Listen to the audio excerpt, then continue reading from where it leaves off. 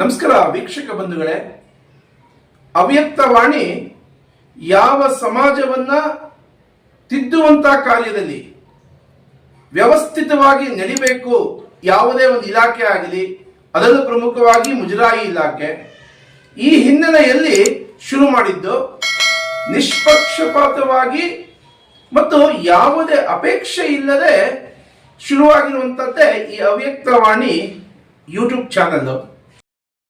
ಅದಕ್ಕೆ ಸಾಮಾನ್ಯವಾಗಿ ಹಿರಿಯರು ಹೇಳ್ತಾರೆ, 3 ಸಾಗರ 100 ಮಂದಿರ ದೈವ ಸಾಸಿರವಿದ್ದರೆ, ಗಂಗೆ ಇದ್ದರೆ, ಸಿಂಧುವಿದ್ದರೆ, ಘನ ಪರಂಪರೆ ಇದ್ದರೆ, ವೇದವಿದ್ದರೆ, ಭೂಮಿ ಇದ್ದರೆ ಏನು ಸಾರ್ಥಕ ಮನೆಯ ಮಕ್ಕಳೇ ಮಲಗಿ ನಿದ್ರಿಸುತ್ತಿದ್ದರೆ. ಸಮಾಜದಲ್ಲಿ ಒಂದು ಸುಸಂಸ್ಕೃತ ವ್ಯಕ್ತಿಗಳ ಸಂಖ್ಯೆ ಜಾಸ್ತಿ ಆಗಬೇಕು ಅಂತಂದ್ರೆ ಆ ಸುಸಂಸ್ಕೃತ ವ್ಯಕ್ತಿಗಳು ಪ್ರಶ್ನೆ ಮಾಡುವಂತ ಕೆಲಸ ಮಾಡಬೇಕು.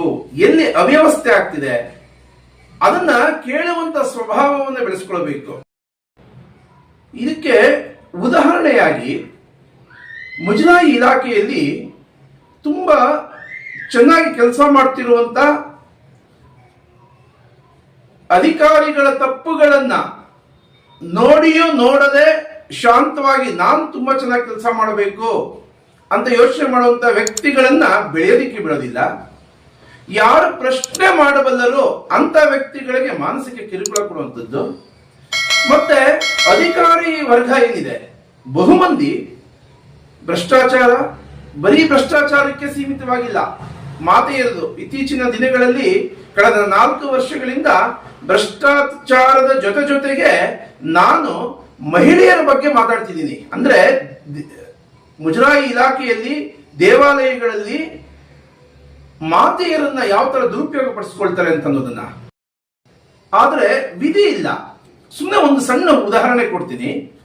ಬನಶಂಕರಿ ದೇವಾಲಯದಲ್ಲಿ ಇಬ್ರು ಅಮ್ಮ ಮಗಳು ಕೆಲಸ ಮಾಡ್ತಿದ್ರು. ತುಂಬಾ ಚೆನ್ನಾಗಿ ಕೆಲಸ ಮಾಡ್ತಿದ್ದಂಥವ್ರು. ಬನಶಂಕರಿ ದೇವಾಲಯದಲ್ಲಿ ಆ ವೃತ್ತಿ ಬಿಟ್ರೆ ಅವ್ರಿಗೆ ಬೇರೆ ಜೀವನ ಇಲ್ಲ ಅಂತ ಅನ್ನೋಷ್ಟ್ರ ಮಟ್ಟಿಗೆ ಕೆಲಸ ಮಾಡ್ತಿದ್ರು.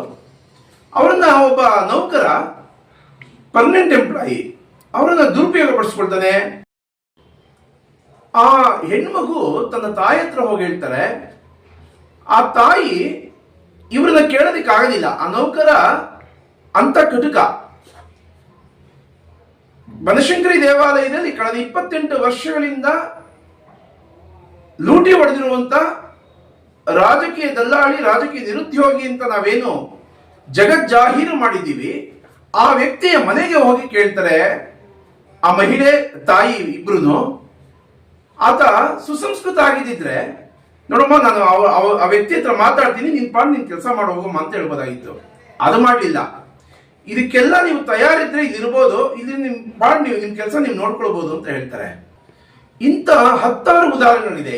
ಇದೇ ತಿಂಗಳ 25ನೇ ತಾರೀಕು ಮಧ್ಯಾಹ್ನ 3:20 ಒಂದು ಇನ್ಸಿಡೆಂಟ್ ನಡೆಯಿತು ಬನಶಂಕರಿ ದೇವಾಲಯದ ಕಚೇರಿ ಒಳಗೆ. ಆ ಕೃಷ್ಣಪ್ಪ ಅಂತೇಳಿ ಕಾರ್ಯನಿರ್ವಾಹಕ ಅಧಿಕಾರಿಯ ಜೊತೆ ಶೀಲಾ ಅನ್ನೋ ಆ ಮಹಿಳೆ ನೌಕರರು ಅಸಭ್ಯವಾಗಿ ನಡ್ಕೊಳ್ತಾರೆ. ಕೆ ಪದ್ಮಾ ಅವರು ಯಾವುದೋ ಕಾರಣಕ್ಕೋಸ್ಕರ ಬಂದಿರ್ತಾರೆ, ಅದನ್ನು ನೋಡಿ ಥೂ ಅಂತ ಉಗಿತಾರೆ ಅವರನ್ನ. ನಿನ್ನಿಂದ ನನ್ನ ಗೌರವ ಹಾಳಾಯಿತು, ಹೆಜ್ಜೆಗೂ ನನ್ನ ಗೌರವ ಕೆಳಮಟ್ಟಕ್ಕೆ ಹೋಗ್ತಿದೆ ಅಂತೇಳಿ ನೊಂದುಕೊಂಡು ಹೋಗ್ತಾರೆ.